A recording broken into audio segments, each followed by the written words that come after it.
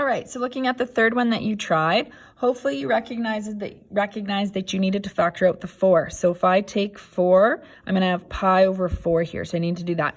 This is also a theta symbol, so this grid paper I have automatically labels this as an X, but technically it should be a theta. Now, if you ever forget to do that because I gave you that grid paper wrong, labeled incorrectly, you're not going to, don't worry about it. But if you recognize and change it to theta, that's awesome because that's good practice and that's more accurate. All right, so let's have a look. The biggest thing, again, I think was factoring out on this one. Otherwise, we have up to. I'm going to have to space this out different. So I'm going to go up to, and that's where I'm going to put my median. Amplitude is 2. So I'm going to go up to from the median and put a max. And down to is my min. All right, let's talk about the shift. We're going to go right pi by 4. So remember, because it's factored out, we're going to go right pi by 4. And, oh, we don't have a scale in here. Whoops, I got to put the scale in first. Got to look at my 4 value. All right, so the period is 2 pi divided by b. So 2 pi divided by 4. So the period is pi by 2. So we haven't done this one, I don't think, together. So let's do how far apart they are. So pi by 2 divided by 4. So pi by 2 times a quarter.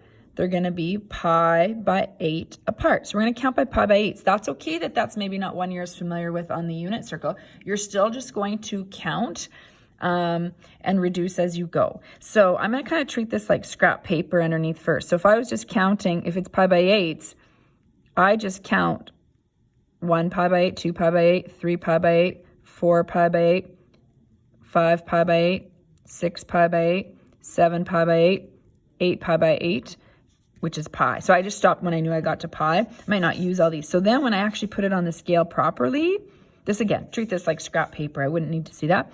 I'm actually going to reduce. So 2/8 is 1/4. 3 pi by 8 stays the same. 4 pi by 8 is your pi by 2. 5 pi by 8 doesn't reduce. 6 pi by 8 reduces to 3 pi by 4. 7 pi by 8 stays the same. Pi by 8 is, or 8 pi by 8 rather, is pi. All right, so we'll do the same over here. Like I said, I'm filling in each one. I don't necessarily have to. I can skip a couple of these from time to time. But with fractions here, I like to kind of keep that in there. Don't forget the negative signs on this side when you're putting it in as well. Okay, so now let's look at that right pi by 4 that we were looking at. So right pi by 4 is here, and now it's cosine. Cosine typically starts at a maximum, but because it's negative, we're going to start at a minimum. So my starting point now is the reflection of that. So again, because you would apply reflections before you shift it, so it's easier to just think about it starting to a minimum.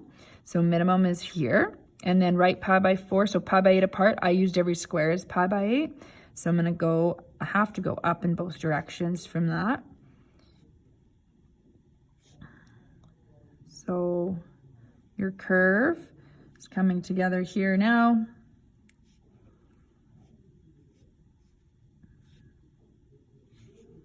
Hopefully you were able to do this or part of this even before watching this video, and that you could get the hang of it there. All right, there you have the last one that you were to try on your own.